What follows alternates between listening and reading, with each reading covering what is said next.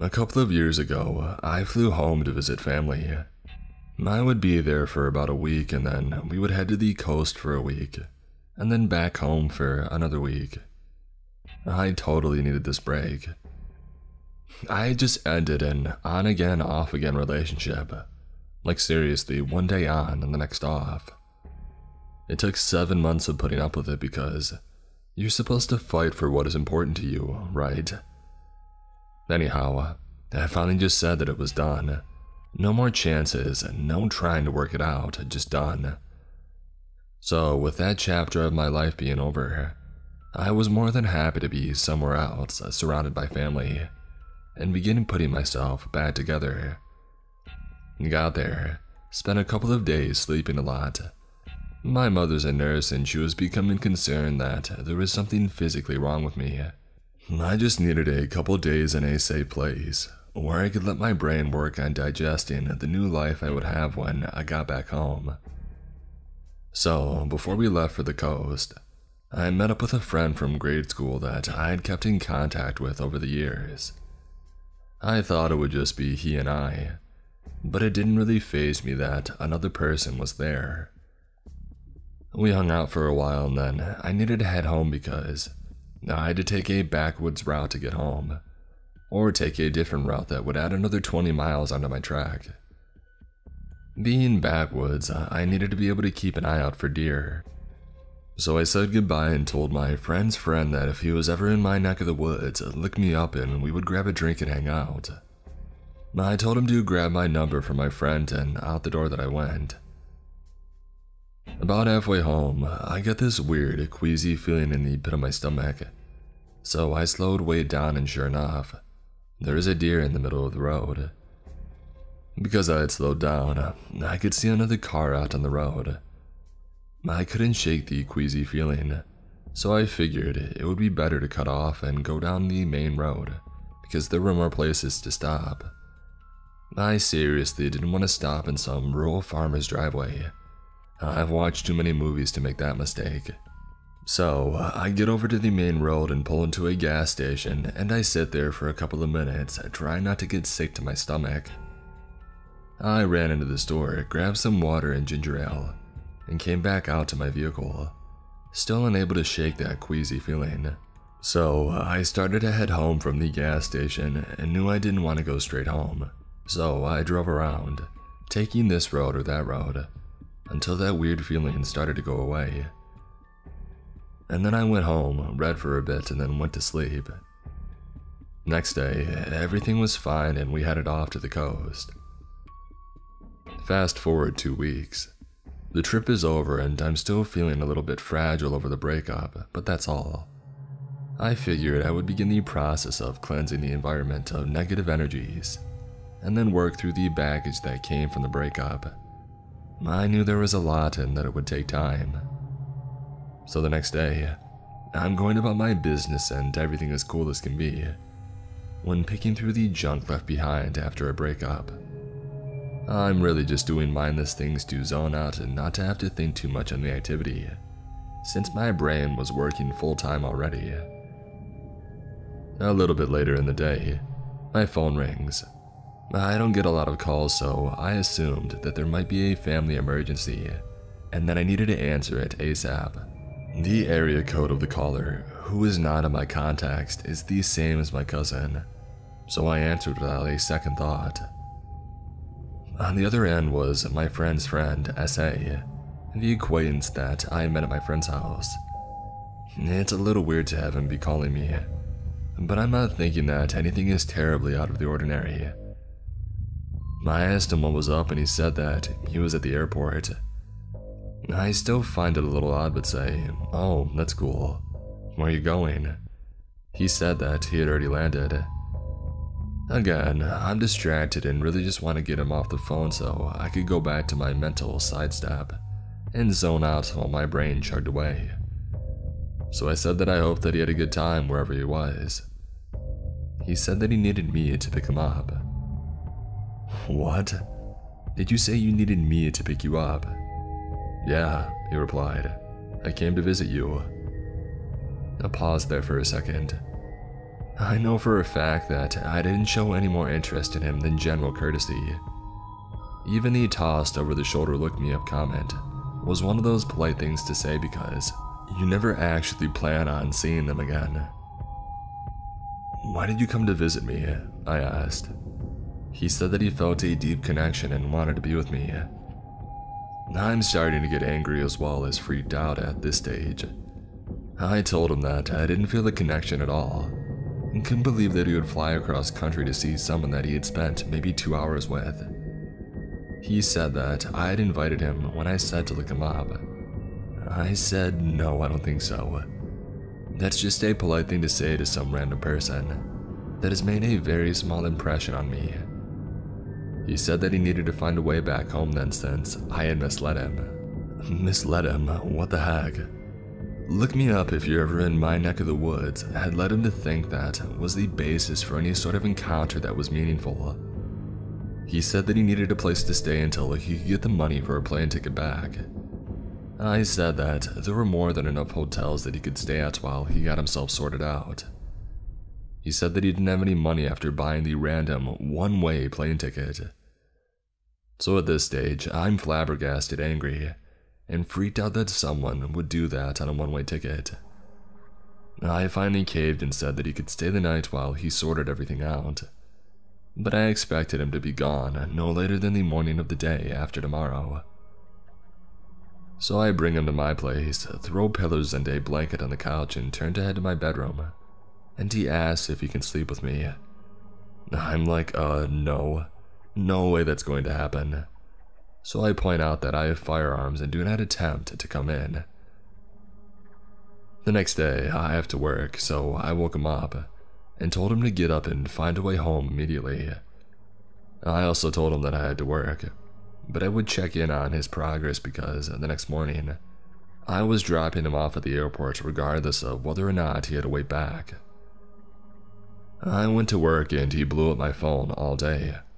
Wanted me to come back to my place for lunch. Told him that I couldn't and that I was way too busy. I finally got home from work and I'm chuckling at a text that I got about my dog. And that's when I noticed that he had rearranged everything. And by everything, I mean every room of the house had been rearranged. I flipped my lid. I asked him why he thought it was normal to do anything that he did. Instead of answering, he asked me who I had been talking to.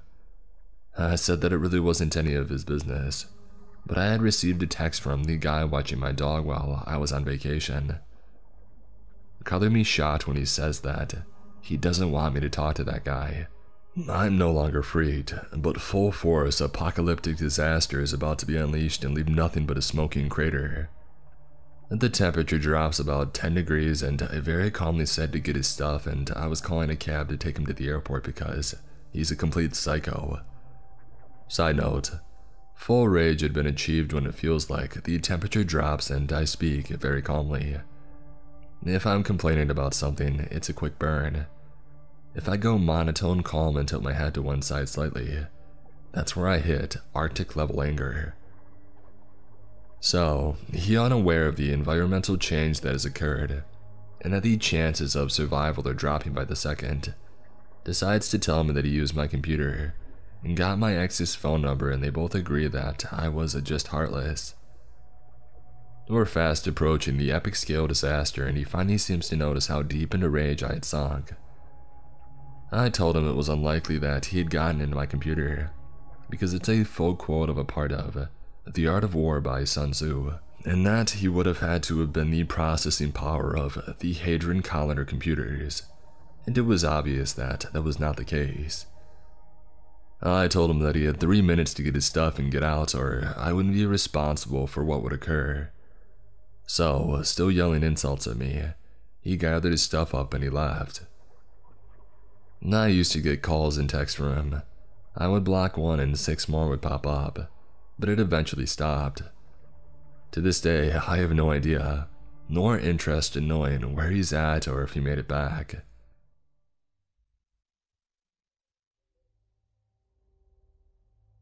This happened to me when I was about 14.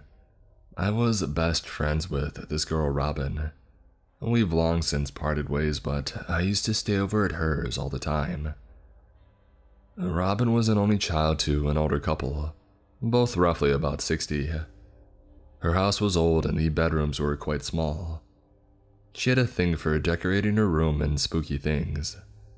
It was overcrowded with trinkets and clothes, which looked really cool, but it meant that after we were finished watching trashies and 90s anime, you know, the good stuff, at 4 o'clock in the morning I would go to sleep in the spare bedroom, or I would risk suffocating under a pile of gothic teddy bears and Pokemon on her floor. One evening, her parents went to the local pub just down the street with some old friends, so I stayed over. It was great. A free house for just the two of us, and they made sure that we had all the junk food that we could want. They were really sweet and always made sure that we felt safe before leaving. I should also mention that they never brought guests home, especially when their daughter had a friend over. For the most part, I had a great night. When it was time to eventually go to sleep, I went into what I called my room because I was there so often. It was small and just fit a wardrobe, a dresser, and a double bed, which, considering I had a single bed and shared a room with my sister, it was luxury. We would usually spend another hour sending each other DS PictoChat messages until one of us fell asleep. I curled up into bed and passed out pretty quick. Sometime around 4 a.m., I think, I awoke to someone fidgeting at the door handle. At first, I was a bit confused as Robin would always almost message me through PictoChat if she was going to come into my room. The door was rattling at this stage and I was a bit freaked. It lasted a couple of minutes, but then the rattling subsided. I rolled over and tried to calm myself down, thinking that it might have been her dad or mom making sure the door was closed. I don't know, I was confused. I'm not sure at this point if I fell asleep or what, but I didn't hear anyone entering the room. And then I hear this splashing sound.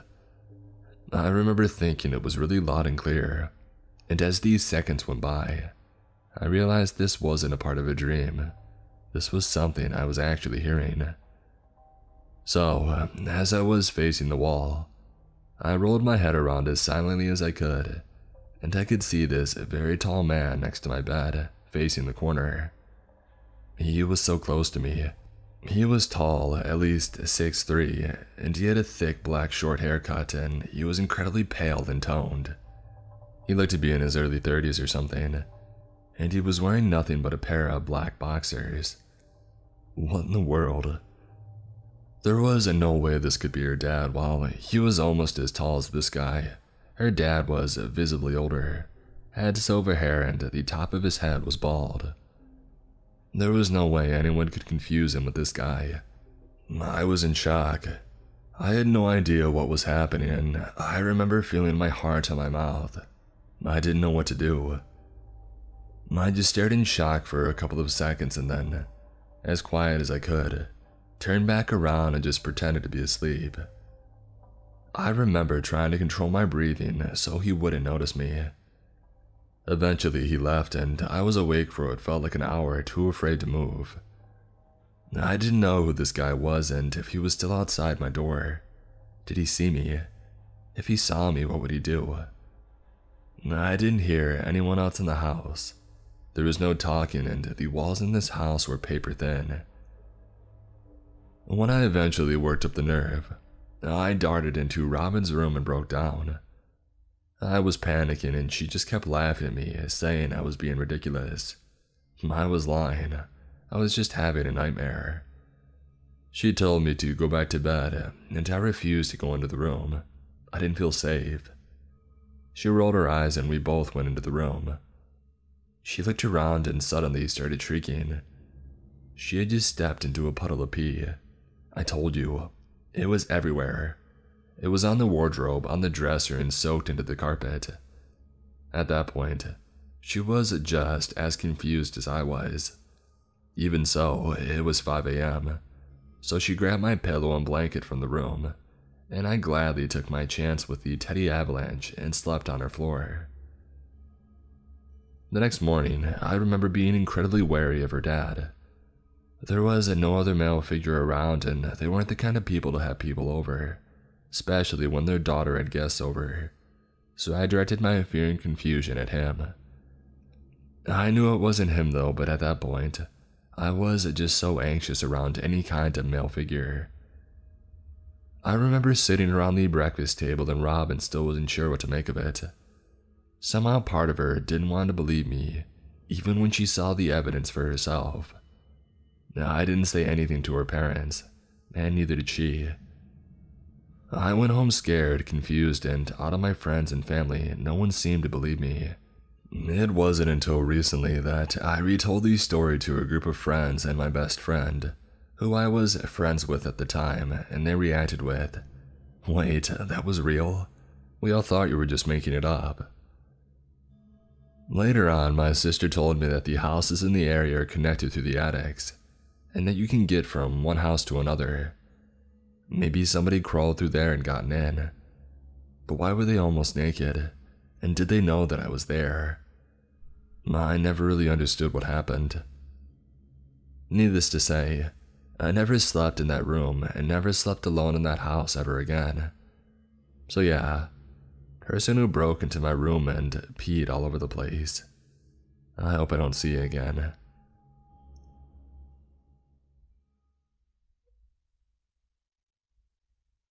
I was just recently reminded of this story by another hitchhiking story on here. My dad used to tell me and my brother all sorts of stories from his youth hitchhiking down the East Coast. There are two that have always really stuck with me, and I figured if you guys like this one, I'll talk about the other one too. When my dad was 15, he left home in Massachusetts and hitchhiked down to Florida, where his older sister was living in Daytona. This event apparently happened on his trip somewhere in Virginia. He had been trying to hitch a ride outside of some city, though he could never remember which one. This happened in '76, and there were a lot of drugs done between then and now. And this really nice car stopped and picked him up. He and the driver get to talking, and the guy tells my dad that he's a surgeon at one of the local hospitals. He gives him a business card and tells him if he ever needs anything at that hospital, to give them his name. All seems to be going well, and he is apparently heading pretty far south for some family function, so it's a long way that my dad doesn't have to walk. He seems like a nice, professional guy, clean-cut and well-spoken. But then stuff starts to get weird. My dad's exact wording at this part of the story every time that he tells it. And the doctor starts giving my dad the side eye, and seems like he wants to say something but can't quite figure out how to say it. Of course, my dad is just sort of ignoring him because, as he says, I had been on the road for a while and hadn't had a shower or a changing clothes in weeks. Then the guy finally comes out and says it. "Can I suck?" My dad was obviously taken aback by this, and he tells him no. "Please, just a little." "No. I'll give you $50 if you let me do it." "No." "How about you let me see it then? Can I see it?" "No. I think you better let me off here." And surprisingly, without any resistance, the guy does. He pulls off at a rest stop and he lets my dad out. Before he pulls away, he hands my dad that $50 and he tells him, "Sorry about that, man. I hope I didn't blow your mind or anything." This isn't super creepy, but I thought you guys might like it. My dad always says that the guy didn't seem like a bad guy, just really messed up. And honestly sorry to have freaked him out so bad. I have no way of knowing if it is totally true, except that my aunt says my dad told her the same story when he got to Florida just a few weeks later.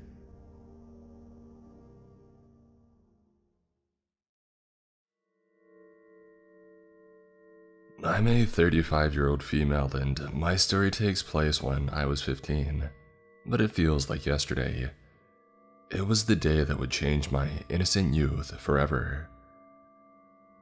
I'm from a little village in Ireland with a population of a few hundred. The nearest town is about 10 miles away. Growing up in rural Ireland was very idealistic. Summers were spent playing football with neighbors or going to the lake swimming till the sun went down. I was lucky that even though the population is small and the houses are far apart, that my best friend's house was only down the road. So during those summer months, Mary and I were inseparable. My friend and I grew up with lots of brothers and sisters in a safe village. We were given a lot of freedom, and sometimes we were gone all day and only came back before dark. As it was the middle 90s and we had no phones, but our moms knew we would be okay and look out for each other. One thing that we liked to do during these summer months, besides going to the lake and hanging out at each other's houses, was to go to town and look around the shops. The easiest way to get into town was to hitchhike, as there were no buses. Here in Ireland, we call it thumbing. Hardly anyone hitches now because most households have 2 cars and parents are a lot more protective. But back in the 80s and 90s, it was very common. Our parents were okay with it, but there were certain rules that we had to follow. I'm not entirely sure who came up with the rules, but I assume that our parents did. Rule number 1. Never hitch alone. You must thumb with at least 1 or 2 friends. Number 2. Never take a lift if there are 2 or more men in the car, but 2 or more women is fine. Number 3. Never take a lift from someone in a van. There could be more guys hiding in the back or worse, ropes, blindfolds, etc. Number 4. And this was the most important rule. When a car stops to pick you up, always ask the driver where they're going first. If you tell them where you're going first, they could pretend that they're going to the same place to lure you in. We were innocent but had common sense, so we followed the rules down to a T. At least we tried to. My friends Mary and I used to hitch once a week during the summer. We would go to town with a population of only a few thousand and look around the shops, eat ice cream and hang out. When we got a ride, we had to make small talk with the driver and his 2 shy 15-year-olds. This bit sucked the most. To make it fair, we took turns sitting in the front and did most of the talking. One day, we spent a few hours in town. It was pretty uneventful, so we decided to thumb it back. At around 3 p.m., we went to the usual spot to hitch from, just on the outskirts of town. We were only waiting for about 5 minutes when a white car pulled up. And before we could ask where he was going, he asked us first. My friend told him and he said that he was passing through our village on the way to another one. Rule number 4 broken, but he seemed nice enough and we just wanted to go home. It was my turn to sit in the front. The driver introduced himself as John, a farmer, and was super friendly. He was dressed in a worn t-shirt with holes in it. He had tattered pants and smelled of cow poop. The car was full of bits of straw and was old and battered like the driver. He was about 60, had no wedding ring on. Don't ask me why, but I always noticed these little things. About halfway between town and our home village, he asked if we heard a noise, and we didn't reply. "There it is again. It sounds like a banging noise," he said. I didn't hear anything, so I sat there quietly. "No, I think it might be the exhaust pipe," he said. "I'll have to pull in and have a look." He pulled up on a busy road and went out to take a look. "I didn't hear anything," said Mary. "He seems like a weirdo," I said. Call it intuition, but even though he was super friendly and chatty, I got a bad feeling from him. The next thing, he comes back to the driver's side and tells us that the exhaust is hanging down and it was hitting off the road, and he needs us to help him tie it up. It was then that I noticed that he had a string holding up his pants instead of a belt. I thought this was odd. Anyway, he got some string of the boot, same color string as his belt, and we both got out of the car. Although I got a bad vibe from him, I didn't feel scared at this stage. We were on a busy road and it was only about 3:30 p.m., so we both got out of the car. He showed us the exhaust pipe hanging down and used a rag to hold it up because it was hot. My friend Mary took over holding it up, while he secured it with the string. They were both kneeling while I just stood back and watched. It was then that I noticed his fly was open, and I could see his privates, and he was clearly not wearing any underwear. He didn't even have a belt, so I guess I wasn't too surprised. In my head I thought, oh my gosh, what is going on? Crap, but I said nothing. I just stood there in shock. Mary hadn't noticed at this stage and just continued to hold the pipe. When John was standing up, he noticed his fly was open and acted all shocked. Oh girls, I'm sorry and embarrassed. I only have a safety pin holding the fly together and it must have come off. Please forgive me and get back in the car. Mary was stunned and got a close-up on his privates, which left me to do the talking. I told him that it was okay and that it was an accident, so we got back in the car. He fastened the safety pin even though I didn't see him look for it. All was hidden again. Back in the car, the atmosphere was very different.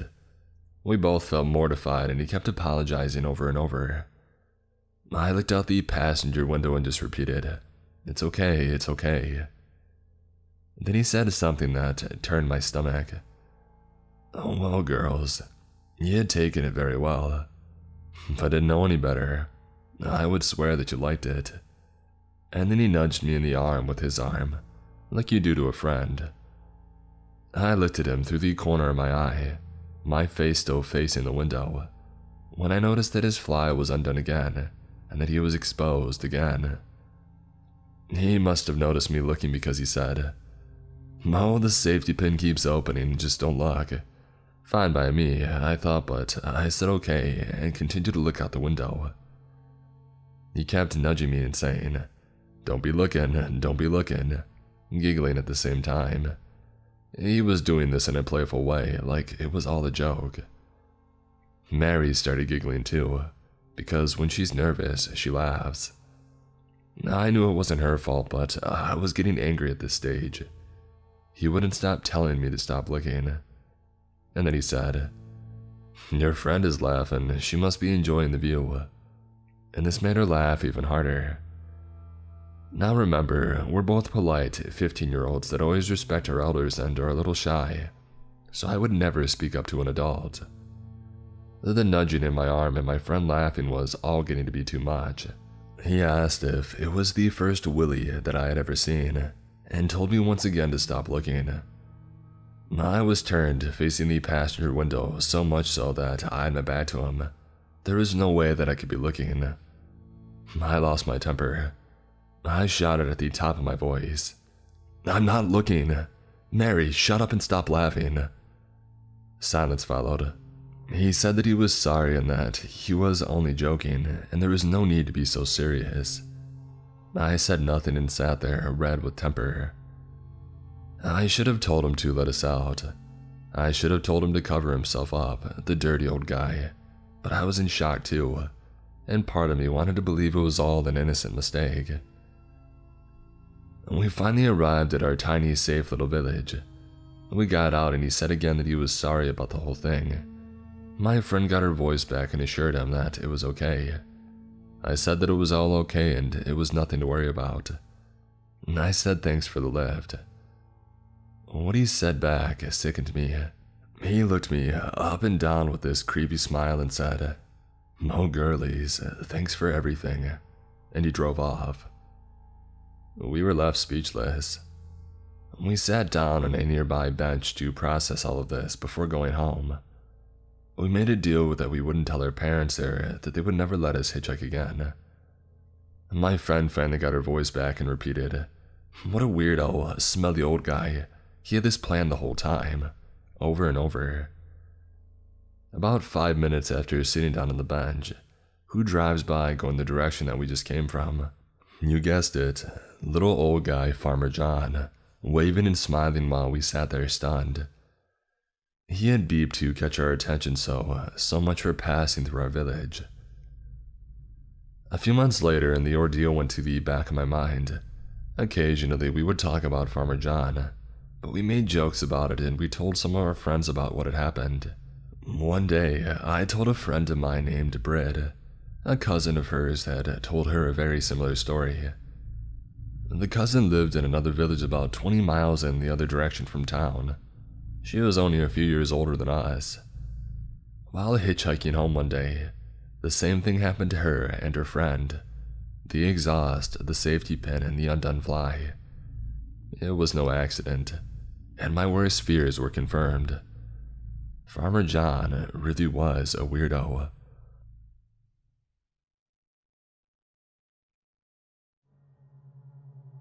I was on a hitchhiking adventure from BC, Canada to Antigua, Guatemala, which started in September 2019. This post is taken from the notes in my journal, which I wrote as soon as I could after this insane experience. If you've ever hitchhiked before, you know how amazing it is and how many cool people that you can meet. Out of the thousands of rides across 40 countries, I've only had 2 bad or dangerous encounters at thumbing it. This was my second one.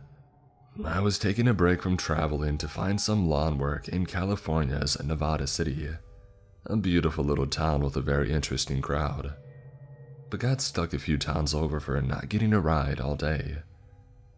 I ended up sleeping a night at the Love's gas station, which I had done plenty of times before. I've slept on worse places. At least Love's has a bathroom.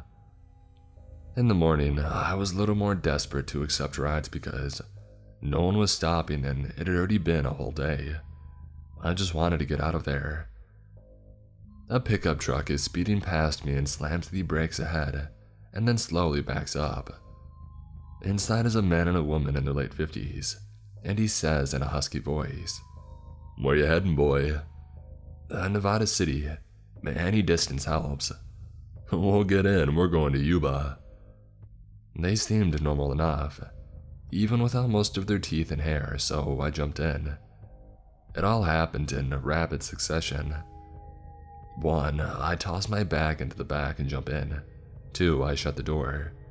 3, I notice a pile of guns and bullets on the floor. And 4, before I have time to rethink my decision, we speed off.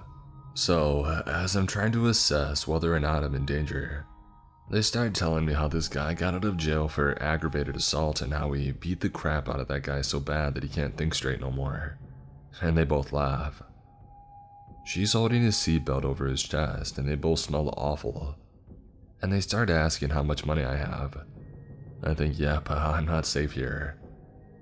After hitchhiking all this way, I don't look very wealthy. I'm filthy and I need a shower. I look no different than the stereotypical homeless guy. So I try to seem more poor than I am, and more tough than I am too. Man, I'm broke as heck, man. That's why I'm going to the city. I'm hoping to make some cash trimming. The man looks me in the eye. "Well, you'll find it all right, you'll find it good. Don't be afraid to do no dirty work. If people try, and they'll try to screw you, you screw them first, you get what I'm saying? Put your eyes on the road, Jesus Christ." The woman points forward and he swerves back to the right lane. He asks me if I smoke, and knowing that California has legalized it, I put 2 and 2 together. He's offering me some, so I say, yeah, I smoke. With a wild look in his eyes, he exclaims, "Great," and we turn off the highway and start down a dirt road. I'm more than worried, and I look behind us. In the back of the truck is my bag, a chainsaw, a pickaxe, and a plastic tarp over something. It didn't help with my anxiety. Finally, we stop in front of a clearing, and the woman doesn't take out a joint but a pipe. It's the first time I've seen one of these pipes, and a lot of things start to make sense.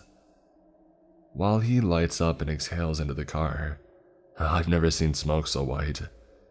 Rolling down the window as fast as possible because I don't want to breathe that stuff in. The woman takes some as well, and they tell me how they were going to collect money that a woman owes them. That dang lady is gonna pay today or one way or another. Yeah, she better have the money. I'm gonna grab her and say, "Where's my money?" Oh, she'll have it all right. She'll have it or else. You say, son, you ever steal something? 'Cause we can make like 20K today. I don't know how exactly to answer this guy, and he repeats, $20,000 today. Here, smoke some of this. And he hands me the pipe. There's nothing like it, ain't that right?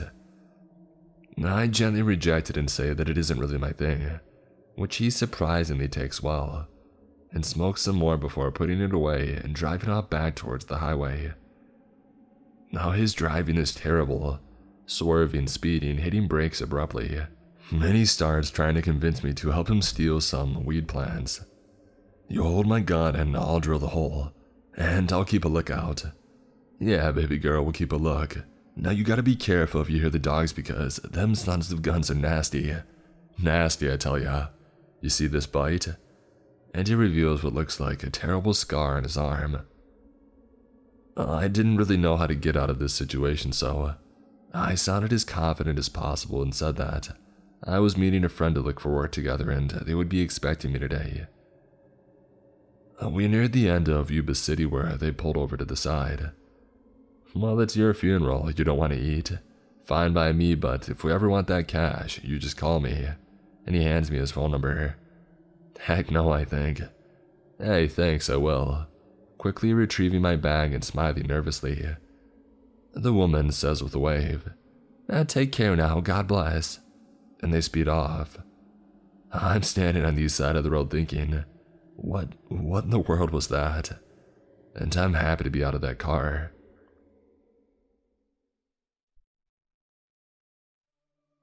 So one Sunday afternoon, I was waiting at the bus stop alone after an outing with a friend to the mall. The bus stop that I was at was the final stop for all buses, so there were many buses coming and going and staying. I saw a bus driver get onto a bus and I asked him if he was a 14. He said that he wasn't going to be driving, so I said okay and waited patiently for my bus. A few minutes later, I saw him get onto a bus, but he made eye contact with me. I think he was wearing sunglasses at the time. And then he gestured with his hand to come to him. So, me trying to be nice and a kind person, I did just that. He told me to take off my mask because he couldn't understand me when I had it on. He then proceeded to tell me how beautiful I am, and how I was such a rare beauty, and how he's never seen anyone as beautiful as me before, and who gave me these gleaming eyes, etc. Now, I am used to guys who are significantly older than me hitting on me, because I am well aware that I'm pretty, and that I look 18. So I generally like to inform them that I'm 15, and they tend to leave me alone after that. But this guy, he didn't seem to care one bit that I had just turned 15, and continued to flirt even though he was at 26. He proceeded to make inappropriate comments and kept looking at my chest. He was only about my height, and I'm only about 5 feet tall. After 10 minutes of conversation, he asked me about my SEX life, and I had enough so I texted my mom to call me. I talked to my mom for the rest of the bus ride, and when I was on the phone with her, I was getting off the bus and he grabbed a hold of my hand. I luckily yanked it away from him, and I got off feeling sick. I went to the police station to report it, and I had to do a confrontation. Basically, they brought him in with zero warning, and I had to tell him, confront him, and he argued like a 7-year-old, and I got him to confess in only 6 minutes. Regardless, the guy was a weirdo.